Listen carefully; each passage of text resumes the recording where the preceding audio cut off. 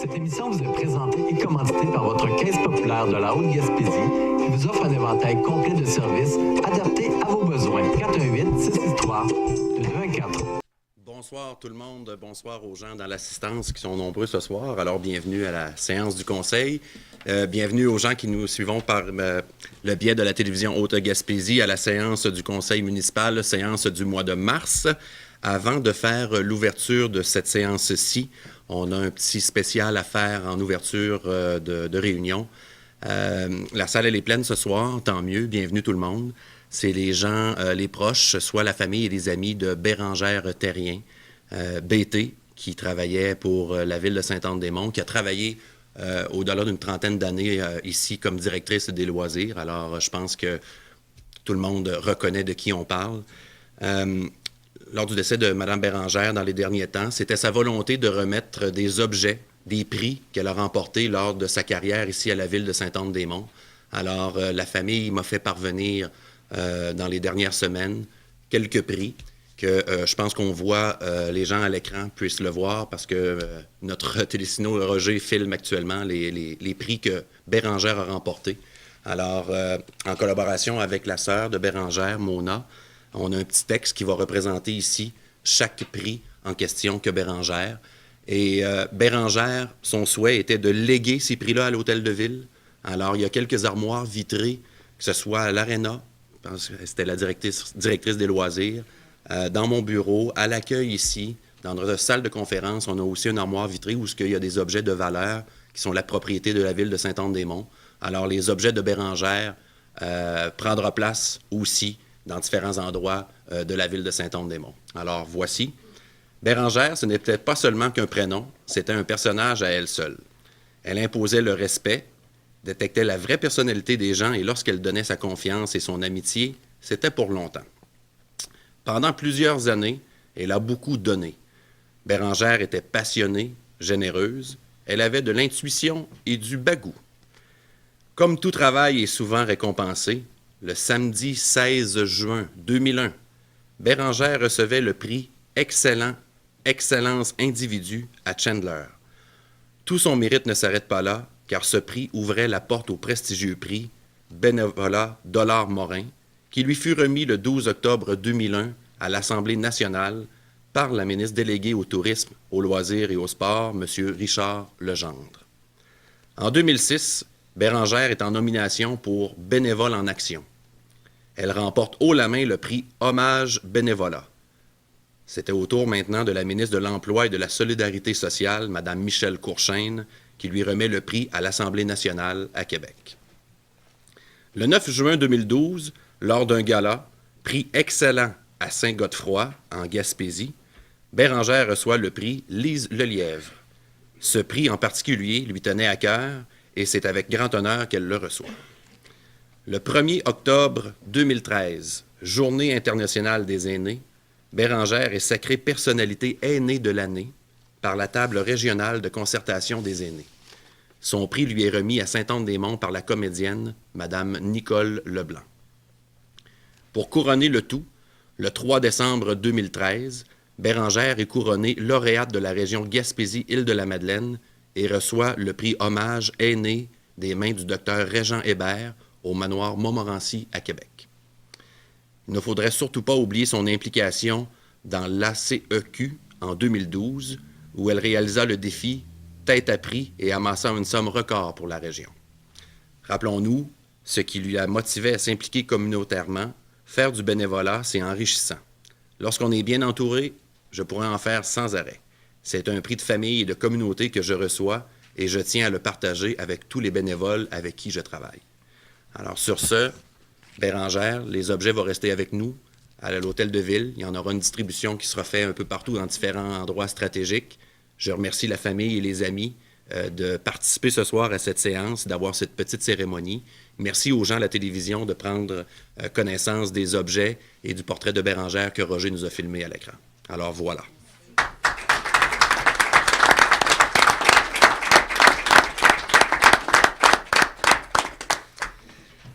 Nous allons maintenant avec l'ouverture de la séance avec l'ordre du jour tel que présenté. Alors, quelqu'un propose l'adoption de l'ordre du jour? Simon Pelletier. 3, adoption des procès-verbaux. 3.1, adoption du procès-verbal de la séance ordinaire du 4 février 2019. Mais on va... Est-ce que c'était le même proposeur pour le 2? C'était différent? Non. Adoption du procès-verbal de la séance ordinaire du 4 février, donc la séance du mois dernier. Quelqu'un propose? Benoît Thibault. 3.2, adoption du procès-verbal de la séance extraordinaire du 19 février 2019. Quelqu'un propose?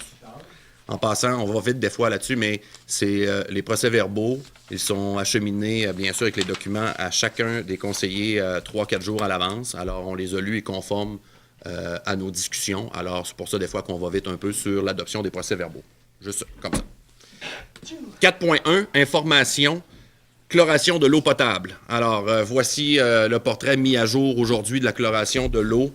Ça approche. On maintient le cap pour l'instant pour la semaine du 15 mars pour enclencher le processus de mettre la switch à on sur la chloration. D'autres précisions vont venir, ça approche, mais d'autres précisions, suivez les réseaux sociaux, autres publicités, journal, radio et autres. Pourquoi qu'on vous demande ça? On vous demande d'être excessivement vigilant. Oui, le chlore va commencer. L'avis de bouillir ne sera pas levé pour autant, parce que nous allons faire une période de test avant que le ministère de l'Environnement puisse émettre un certificat de conformité. Alors ça va peut-être prendre un autre gros mois. La dose de chlore, je vous rappelle que c'est une dose quand même assez minime par une simple décontamination. Donc, il y aura 0,35 mg de chlore par litre d'eau. Il y a bien des municipalités au Québec, des grands centres urbains, Québec, Trois-Rivières, Montréal et autres, que c'est 1 mg, voire 1,5 mg de chlore par litre d'eau. Alors, nous, on est à la dose minimum. Mais quelle sera la réaction du chlore dans nos tuyaux? Alors, on s'en va un peu dans de l'inconnu. Alors, on va vous demander d'être excessivement vigilant dans la semaine du 15 mars. Ça approche. Il n'est pas dit qu'on va regarder aussi les prévisions à long terme de la météo, ce qui fait en sorte qu'on va peut-être repousser l'exercice d'une semaine ou deux. Pourquoi? C'est qu'il va falloir faire une purge complète du réseau après quelques semaines d'utilisation. Si on le fait à ce moment, de purger le réseau partout à Sainte-Anne-des-Monts, Tourelle, ben on va créer de la glace partout. Alors, on va attendre de voir aussi que la température soit plus clémente pour pouvoir se permettre, après notre période d'essai, cette purge-là. Alors, voilà, soyez à l'affût de l'information. Pour l'instant, on maintient le cap pour la mi-mars environ, mais beaucoup d'informations devraient suivre prochainement, réseaux sociaux, journaux, radios et autres médias. OK? Alors, voilà. 4.2, relocalisation de la bibliothèque municipale.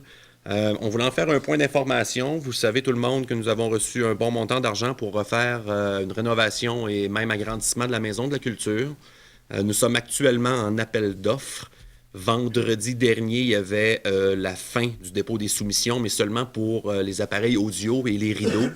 Mais le gros du contrat, la fin des soumissions, la fin de l'appel d'offres va se terminer vendredi le 15 mars. Alors, c'est à ce moment-là qu'on va prendre les décisions où on va officialiser une relocalisation de la bibliothèque. C'est le souhait du conseil municipal de maintenir le service de bibliothèque dans un endroit qu'on veut louer. Les démarches vont bon train, mais c'est pas officiel, fait que je suis pas capable de vous l'annoncer ce soir. Et aussi, le 15 mars, si le montant de la subvention et le montant que la Ville de Sainte-Anne-des-Monts va mettre en mise de fonds, montant d'argent déjà réservé depuis très longtemps, avec la vente de l'ancienne usine Spiello à la commission scolaire, on avait pris un montant d'argent qu'on avait placé en prévision de ça. Imaginons que tout d'un coup, ça sort à 3 millions plus élevé, mais ça se peut qu'on ne fasse pas les travaux, là. Alors, d'avoir signé un bail pour relocaliser la bibliothèque, ça aurait été peut-être un peu trop vite. Donc, on attend au 15 mars de voir l'ouverture des soumissions et à ce moment-là, les décisions seront prises pour pouvoir relocaliser la bibliothèque. Alors, voilà. Ça nous amène à 4.3, dernier point d'information pour cette séance-ci. C'est la semaine de relâche et un retour sur la Grande Bordée la fin de semaine dernière. Donc, franc succès au niveau de la Grande Bordée parce qu'il fait excessivement beau. Au centre de plein air, c'était rempli de gens, avec le sourire, c'était le fun. La musique était bonne, les feux d'artifice étaient beaux. Alors, c'était un succès sur toute la ligne. Puis je trouve que ça marque le pas, puis ça ouvre la voie pour la semaine de relâche. C'était aussi une volonté du conseil municipal depuis l'an passé d'essayer de faire une semaine, ou de faire vivre une semaine aux jeunes avec plus d'activités, puis peut-être de mettre en valeur des activités qui existaient aussi.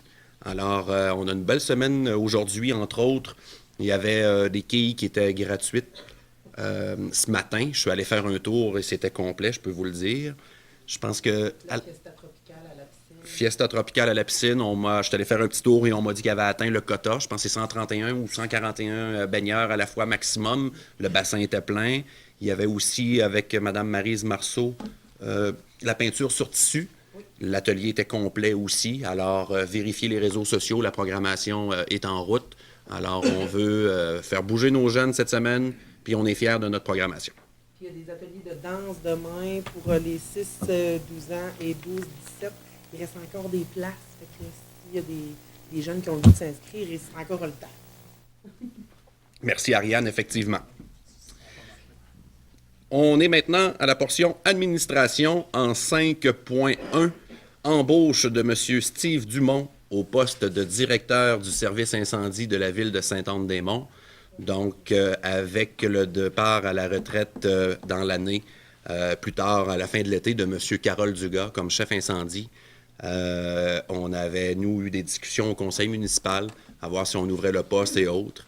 Et puis non, nous faisons ce soir la nomination de M. Dumont, qui est ici présent ce soir, que je vais me permettre de saluer. Salut Steve. M. Dumont a lui-même fait les démarches pour se former, pour avoir toutes les qualifications requises pour occuper ce poste-là. Ça fait plusieurs années que lorsque le chef incendie est en vacances et autres, c'est souvent Steve qui est toujours d'office. Alors, le conseil de ville a pris la décision de ne pas ouvrir le poste, considérant que M. Dumont était le seul candidat à Sainte-Anne-des-Monts pour occuper ce poste-là. Alors, ce soir, nous sommes fiers d'annoncer l'embauche de M. Dumont. Il y a quelques modalités au niveau de la prise de possession de l'emploi qu'on va mettre en marche, mais on a eu des discussions quand même auparavant. Mais le conseil de ville est fier ce soir de saluer Steve. Bienvenue dans l'équipe. Quelqu'un propose? Marc Portelance, ça va? 5.2, adoption de la politique relative à l'usage de drogue, d'alcool et de médicaments dans le milieu de travail. Donc, avec l'arrivée de la légalisation du cannabis, on en a profité pour pondre une politique relative à l'usage des drogues, alcool et médicaments pour, entre autres, assurer une certaine sécurité de nos employés et aussi de nos citoyens. On sait qu'il y a beaucoup de véhicules dans le chemin opérés par les employés municipaux. Alors, on se dote de cette politique-là qui sera présentée à chacun des chefs de service et employés de la ville après qu'on en ait fait l'adoption. J'imagine que ça suit dans chaque département. Alors, voilà. Quelqu'un propose? Jacques Letourneau. Ça nous amène à 5.3. Adoption de la politique sur l'utilisation des véhicules et équipements municipaux.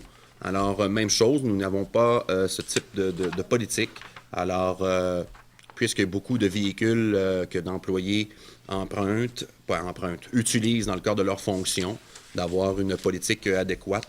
L'objectif de la politique. Oui, l'objectif de la politique. Donc, la ville de Sainte-Anne-des-Monts met à la disposition de son personnel des véhicules et équipements pour l'accomplissement de leurs fonctions, afin de respecter les lois en vigueur pour des mesures préventives et pour maximiser l'utilisation des véhicules et équipements.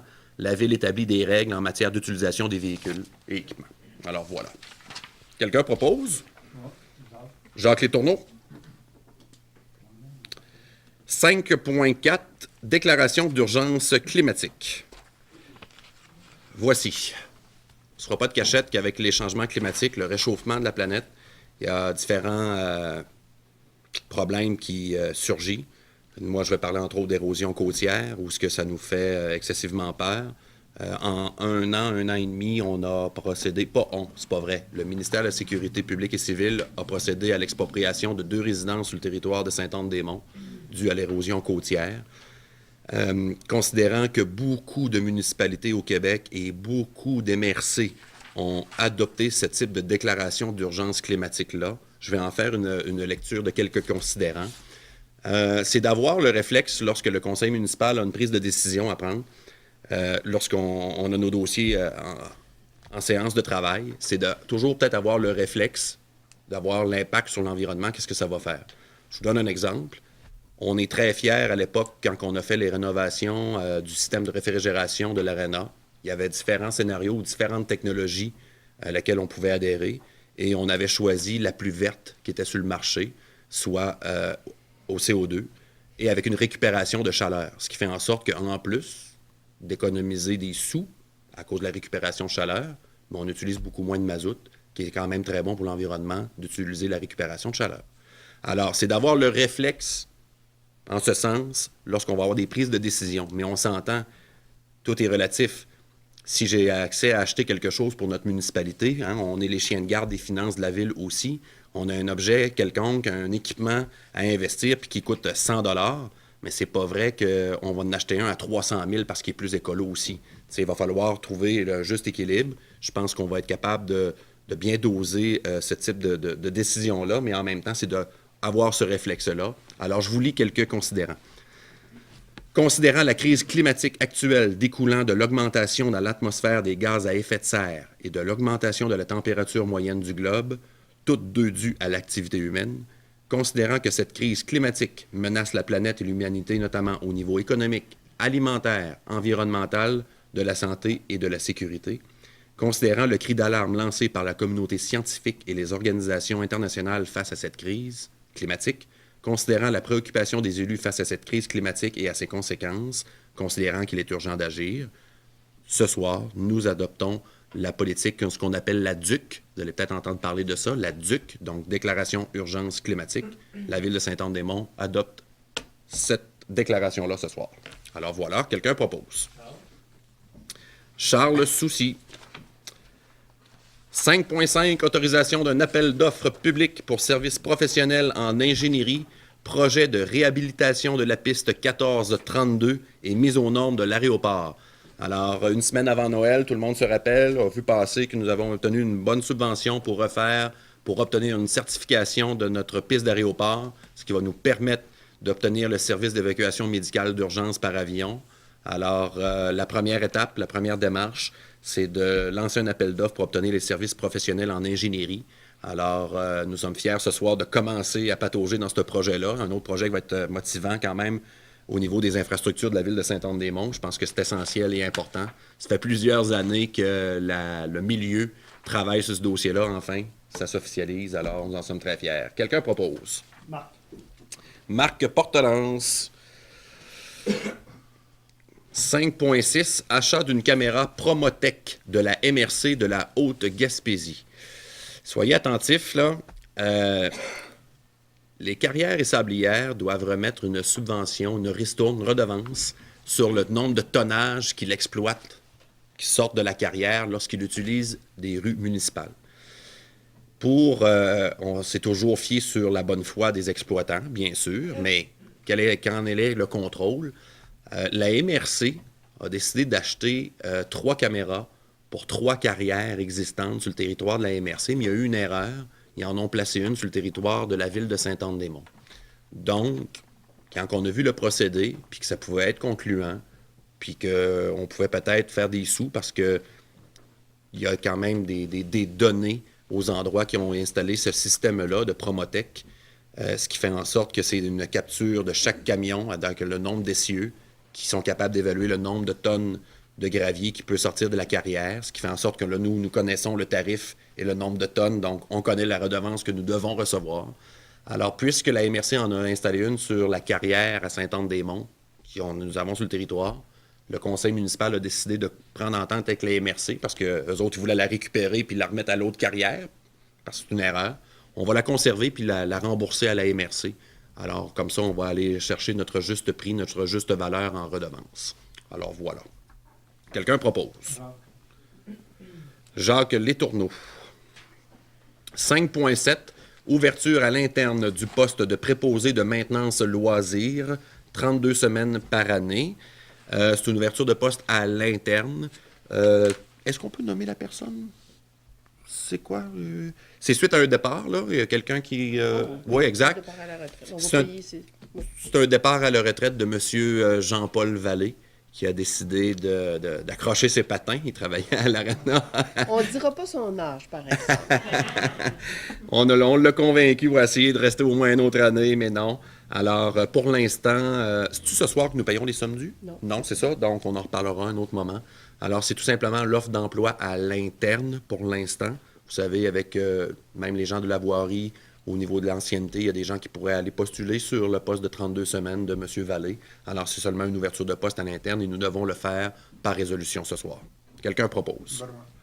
Benoît Thibault. Ce qui nous amène à la portion trésorerie en 6.1, approbation des comptes payés et à payer. Donc, les comptes payés au 28 février 2019 pour les chèques numéro 2900 à 29 173 pour un montant de 540 389 et 6 sous. Et les comptes à payer au 28 février, les chèques 29 174 au chèque 29 273, montant de 131 233 et 57 sous, pour un total de comptes payés et à payer de 671 622 et 63 sous. Quelqu'un propose? Ariane Lévesque. 6.2, aide financière de la Ville aux organismes communautaires, culturels, sportifs ou de loisirs. Donc, vous savez, il y a toujours une date de tombée. Les gens peuvent faire une demande d'aide financière. Alors, nous avons... est-ce qu'on nomme les montants? Oui, hein? Oui. 6.2, excusez-moi. Alors, ce soir, nous allons adopter... Nous avons une demande du Centre Louise-Amélie pour l'organisation d'un 5 à 7 d'humour dans le cadre de la Journée internationale des femmes. Un montant accordé de 400 $ sera octroyé. La Chambre de commerce fiduciaire du Trip Gourmand, 4e édition du Trip Gourmand, vont recevoir aussi un montant de 400 $.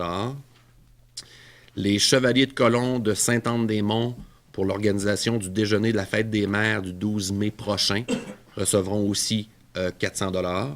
Et finalement, le Salon des vins et de la gastronomie de Fourchette Bleue chez Exploramer, le 2 mai prochain, eux aussi recevront 400 $. Quelqu'un propose? Benoît Thibault. Ça nous amène à l'item urbanisme pour 7.1, demande à la CPTAQ, Commission de protection des terres agricoles du Québec, demande de M. Mario Côté. Mais je vais demander à Sylvie Lepage de nous en faire l'explication. Donc, M. Côté possède une résidence au 832 route Bellevue. C'est une résidence qui a été déménagée en 2001, mais il n'avait pas obtenu l'autorisation de la CPTAQ, c'est la Commission de protection du territoire agricole. Tout ce secteur-là est zoné agricole. Donc, si il veut être conforme et pour pouvoir vendre sa maison, il doit faire une demande à la Commission pour avoir l'autorisation d'avoir une construction résidentielle au 832 route Bellevue. Même si la maison est là depuis 2001, pour être conforme, il faut absolument que la CPTAQ rende une décision et lui dise qu'il a le droit d'avoir sa maison là. Donc, ce que le Conseil doit faire ce soir, c'est de recommander à la CPTAQ, la Commission de protection du territoire agricole, d'autoriser, d'accepter la demande présentée par M. Côté et lui permettre d'avoir une construction résidentielle sur son terrain. Quelqu'un propose? Jacques Létourneau. Ça nous amène à 10, loisirs, 10.1, amendement de la résolution 18-02-053, autorisation de présentation d'un projet au programme de soutien aux installations sportives et récréatives, phase 4. C'est tout simplement que dans cette résolution-là, à l'époque, c'était le nom de Michel Gosselin qui était autorisé à signer la demande. Alors, considérant que M. Gosselin n'est plus à l'emploi de la Ville de Sainte-Anne-des-Monts, l'amendement à la résolution, c'est pour mettre le nom de M. Guy Fraser qui va pouvoir signer la demande au projet de soutien aux installations sportives et récréatives. Voilà. Quelqu'un propose? Marc Portelance. 10.2. Mise à niveau de la Maison de la Culture. Autorisation de paiement 2.3.3 à FNX, les consultants SM.